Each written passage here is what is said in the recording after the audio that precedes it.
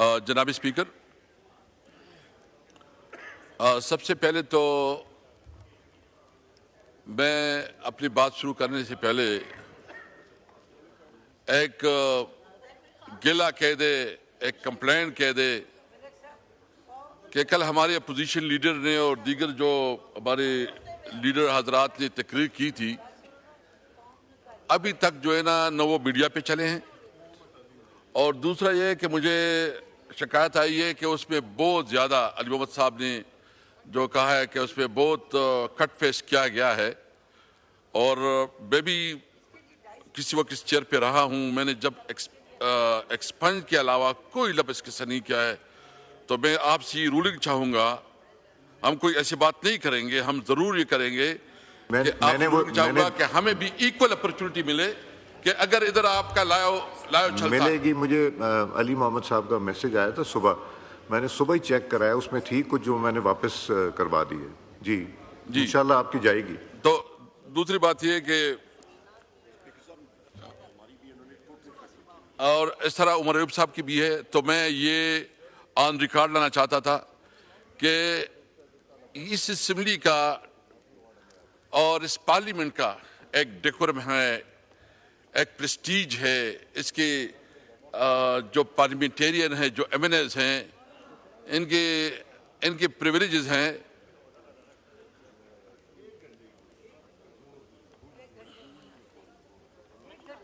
तो मैं ये उम्मीद रखता हूँ, मैं डिप्टी स्पीकर साहब आपसे तो ये उम्मीद रखता हूँ, पीपल पार्टी से आपका ताल्लुक है और आप लोग हमेशा जमहूरियत की चैंपियन रहे हैं। लेकिन इस वक्त जो कुछ हो रहा है अपोजिशन के साथ, कि अपोजिशन की जो रूटीन स्पीचेस हैं, जो उसका हक है कि वो अपनी बात कौम तक पहुंचा सके और अपना नुक्ता नज़र दे सके, इस पार्लियामेंट में इस वक्त हमें अपना हक नहीं मिल रहा है और हमारा प्रिविलेज मुसलसल जो है ना वो ब्रेक हो रहा है। तो मैं रिकॉर्ड पे लाना चाहता था। जनाब स्पीकर, ईरान पे जो इसराइल ने हमला किया है और जिस तरह ईरान ने रिटेलिएट किया है और अपना जो हक दिफा इस्तेमाल कर रहा है, हम अपनी ईरानी भाइयों के साथ हैं। हम भरपूर तरीके से जो है ना अपनी जो हमारी इसराइल मुसलसल, आप थोड़ा मेरा बारी करें, सॉरी जी। देखिए, इसराइल ने मुस्लिम ममालिक का ऑर्डर इन द हाउस, तशरीफ रखें प्लीज, इधर अंदर चले जाएं, लॉबी में अगर बात करनी है। जितना इस वक्त ईरान के ऊपर इसराइल ने एक हमला किया है और जो कुछ ईरान अपने सेल्फ डिफेंस में कर रहा है, हम उसकी भरपूर हिमायत करते हैं और ये समझते हैं कि इस मौके पे ईरान को अकेला छोड़ना, ईरान के साथ जो है ना उसका मुकम्मल साथ देना, यह हमारा अखलाकी फ़र्ज़ है। इसराइल ने जिस तरह फ़लस्तीन में जेनोसाइड किया, जो बच्चों, औरतों, बुजुर्गों, शहरियों, अस्पतालों, स्कूलों, किसी जगह को नहीं छोड़ा, और जो फ़लस्तीन की नस्लकुशी कर रहा है, इस वक्त न कोई ह्यूमन राइट्स, न वो ममालिक जो अपने आप को ह्यूमन राइट्स की चैंपियन समझते हैं, किसी तौर पर वो इस पे आवाज़ नहीं उठा रहे बल्कि खामोश है। और ख़ासकर जो हमारे इस्लामी उम्मा है उसकी भी खामोशी मानी खैज़ है। और मैं समझता हूँ कि इस वक्त पाकिस्तान की हुकूमत की जिम्मेदारी है कि वो इफ़ेक्टिवली OIC के लिए, उस OIC को बुलाने के लिए पाकिस्तान अपना किरदार अदा करे, क्योंकि जब पाक भारत तनाज़ा खड़ा हो गया और भारत ने पाकिस्तान के ऊपर हमला किया तो उसमें ज़्यादातर इसराइल के ड्रोन इस्तेमाल हुए। खुदा न ख्वास्ता इसके बाद उसकी एडवेंचर, उसके दूसरा निशाना पाकिस्तान हो सकता है।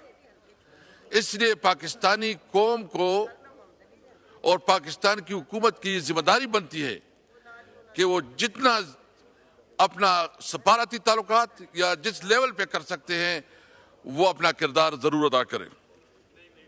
ہم اپنی ایرانی بھائیوں کے ساتھ ہیں اور اس مشکل گھڑی میں اس کے ساتھ بھرپور ساتھ دے رہے ہیں. مجھ سے پہلے بھی خواجہ آصف صاحب نے ایک لمبی چوڑی تقریر کی